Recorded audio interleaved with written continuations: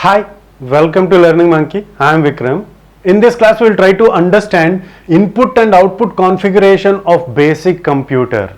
In our previous videos, we have covered memory reference instruction and register reference instructions. Every reference instruction, memory reference instruction and the register reference instructions has been clearly explained in our previous videos. If you haven't watched those videos, please watch those videos and come back here, because this video is the continuation video for those videos. And every video in our channel is going to be a part of entire course or a playlist. Our suggestion is to follow the entire course so that you can have better understanding of the concepts. And the link for the playlist is provided in the description below.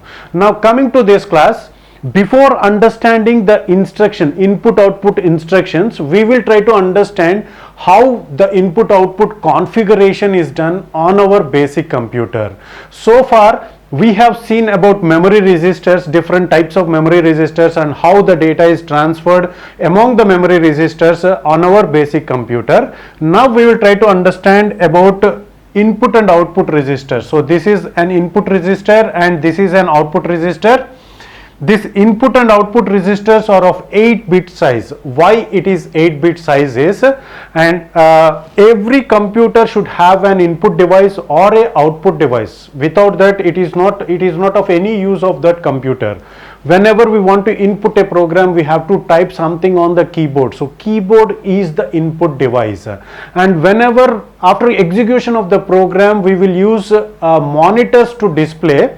But as our computer is very basic computer, we use the printer as the output device. So the output that we are going to get will get displayed on the printer. So our computer is having the input device as keyboard and the output device as printer. So and these registers are used for input and output, and they are of 8-bit size because the ASCII values of the alphanumeric codes. For example, if you want to type A on the keyboard, that A is identified in the digital by using 8 bits. So the ASCII codes. So that is the reason why those bits will get transferred onto these registers, and these registers are of size 8 bits. Okay, so these are the input and output registers which are connected to the input and output devices. Let's try to understand the configuration of these registers with respect to the devices. Okay, so this is the configuration of the input and output devices. So the keyboard is connected to transmitter interface and the printer is connected to receiver interface, and these interfaces are serial communication interfaces. So what does that mean is, the data that has been transferred, the data that has been pressed on the keyboard will get transmitted serially. So bit after bit it will get transmitted. It is not parallel transmission. So the concepts of serial and parallel registers has been discussed in our digital logic design course. So whenever we type content on this keyboard, that will get transferred serially, and from this serial transmission interface, this interface is for transmitting the content serially, and this interface will transfer the content serially onto the input register. So everything that has been provided on the input and output registers will get communicated with accumulator. So the content that has been transferred onto input register will get parallelly transferred onto accumulator. Our computer is a parallel communication, so will get parallelly communicated, will get parallelly transferred onto the accumulator. See here, the input is communicating through the accumulator, so the value in the accumulator will get transferred onto the memory unit or to the other registers as it is required. Similarly, the content that is there on the accumulator will get transferred onto the output register parallelly, and the content on the output register will get transferred onto this serial interface, and it will get transferred onto the printer. So for example, if you have A on the output register, that means the ASCII value of A will get transferred serially onto this receiver interface, and this receiver interface will transfer that A onto the printer, which means the A alphabet will get printed on the printer. Okay, so this is how the communication the input and output devices are getting configured on our computer. So this part is not shown on the computer, so this part is the part of the computer. Okay, so apart from this, so how this communication will happen, that we will try to understand. In order to understand that, we have to understand about these flags: flag I, flag 0, flag O, sorry, it is not 0, flag I and flag O, flag input flag and output flag. So how this communication will happen is, let's try to understand the input configuration. So whenever we press a key on the keyboard, so it will get transmitted through the transmitter interface onto the input resistor. Whenever the content is getting transferred onto the input resistor, okay.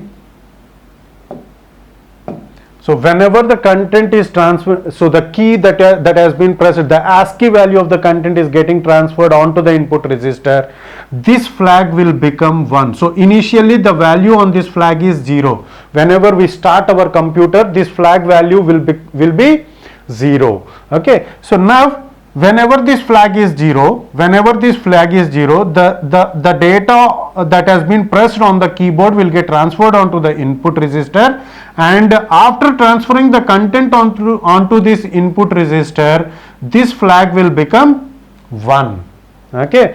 So what happens is, this input resistor, after transferring the data on the input resistor to this accumulator, after transferring the data, so what the computer will do is, every time the computer want to check the input devices, it is going to check for the flag input. So whenever the flag input is 1, FGI is 1, the value stored in the FGI is 1, means there is some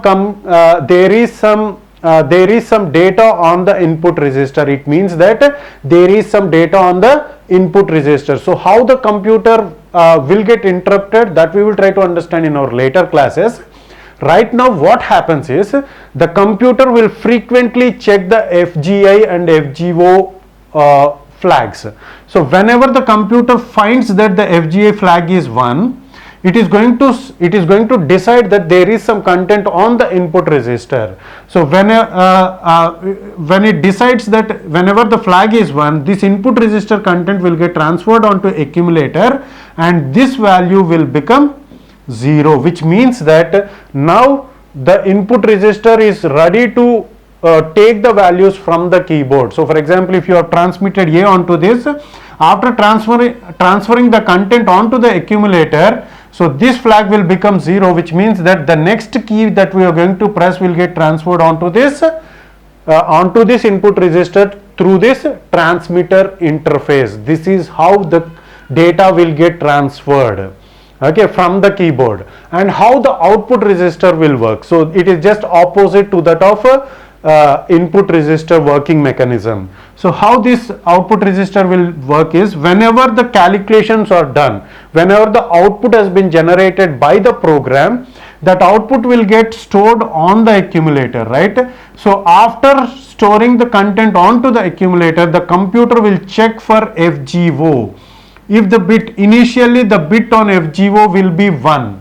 Initially the bit on FGI is 0, whereas in FGO the bit is 1, which means that whenever the value of FGO flag output is 1, which means that now I am ready, which means the printer is ready to print the content onto the on the printer. 1 means I am ready to take the data. Okay, so now whenever the FGA, the computer will check for FGO bit, flag output bit, and if it identifies the content is 1, if it identifies the value stored in FGO is 1, it is going to transfer the data on the accumulator onto this output resistor. So after transferring onto the output resistor, so the devices will take the data through this receiver interface. The devices are going to take this data and it is going to print, and after printing the value, this FGO will become 0, flag output will become 0. Okay. So whenever the output resistor value is 1, so the content in the accumulator is transferred to output resistor, so what happens is this FGO bit will become 0. Okay, after printing the data on the printer, this 0 will be again made to 1. Okay, let's try to understand this concept again. The accumulator value will get, whenever initially the value of the FGO will be 1, initially it is 1, and whenever the transfer is done, which means that I am ready to take the data, so the accumulator will transfer the data onto the output resistor. As and when the output resistor is filled with data, this FGO will be made to 0. Flag output will be made to 0, which means that, so I am processing something on the output devices. So please don't send the data from the accumulator to me, in the sense output resistor. So that is identified by this bit. Okay, so whenever the FGO value is 0, so the content will not get transferred, which means that the printer is getting working on something. So after printing the data on the output resistor onto the printer, again these devices will make this FGO to 1, which means that my job is done. Now you take the next content. So this is how the configuration of the input and output devices are done with the help of FGI and FGO. So this concept is bit tricky to understand. Try to understand that the part of this video very clearly until you get the clarity. So please watch this video as many times as possible until you get the logic of FGI and FGO. Hope you got the clarity on this concept. Thanks for watching. If you haven't subscribed to our channel, please subscribe to our channel and press bell icon for the latest updates. And if you have any doubt regarding these concepts, please post your doubt in the comment section below. And if you feel that this content is very much helpful to you, please give us a like symbol and please share this video with your friends so that they will also get benefited. Thanks for watching.